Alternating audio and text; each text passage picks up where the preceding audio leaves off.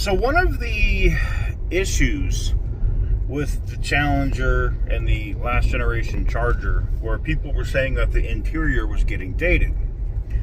Well, I just got some information in, and it matches up with the executive sources.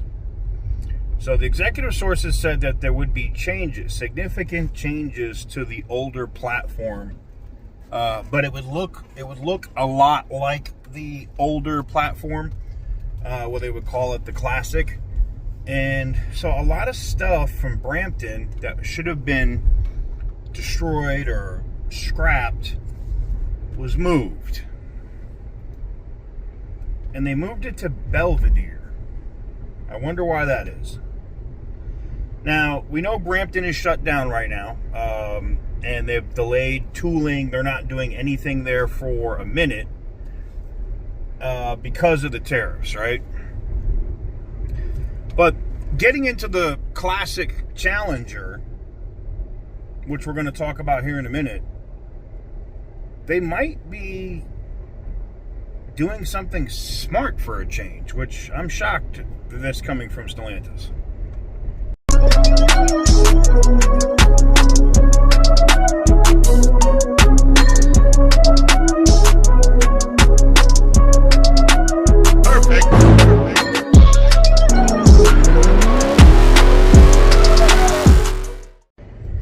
So, welcome on back to TK's Garage.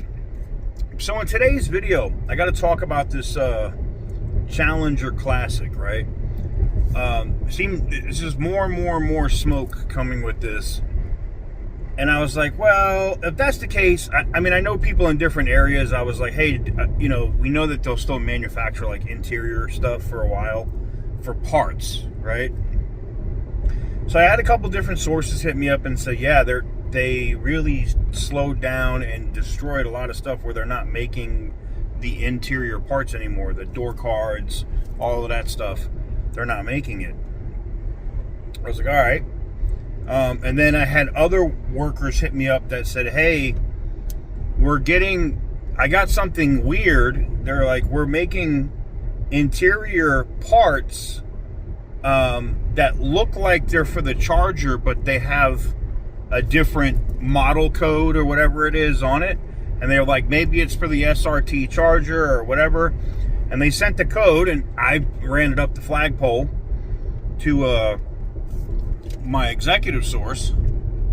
And he said, no, that's for a test, because they said that the parts that they made, they only made enough for 12 vehicles. He said, that's for a test mule. Now, all of the pictures and stuff we've got and videos that came from Detroit of these Challengers, whether they're classics or just, other test mules, all had, we couldn't see the interiors. So what I'm being told is one of the biggest drawbacks to the Challenger, I didn't have a problem with it, but people said that the interior was dated. It was old. They needed to update it. Well, it looks like it would get that brand new Charger interior with the old school Challenger exterior. If that's the case, which would make sense, I mean, if they're going to put this Challenger Classic on the STLA large platform, it would make sense, right? You're basically just getting the body, but everything else is different, right? The interior would be different, whatever. I don't know, like, the Challenger Classic is supposed to be a cheaper model, supposedly, than the Chargers, but, or I should say Charger, and I can't even say Scat Pack, separate video on that, because that name might be changing, by the way. But, I don't know. I think it's interesting. Would you be interested in an old school Challenger? And I mean, 2015, I think, is when they did the last refresh before they canceled it, right? So it looked pretty much the same after 2015. So from 2015 to now, like if you had a 2015 to 2023 Challenger body with the brand new interior on the Dodge Charger, would you be interested in it? Because I would. I think, look, I'm not a complete hater on the, everybody thinks I hate the damn electric Charger. I don't. I just know that it's an electrical disaster. I'm just honest. I know that the car's a piece of shit. So, sorry. I'd love to know what you guys think, though. Let me know what you guys think in the comment section down below. Would you be interested in an old school, a Challenger with the upgraded Charger interior? Because the information that we're getting in right now, it looks like they're building something just like that. Give the video a big thumbs up if you like what I do. Hit the subscribe button if you haven't already.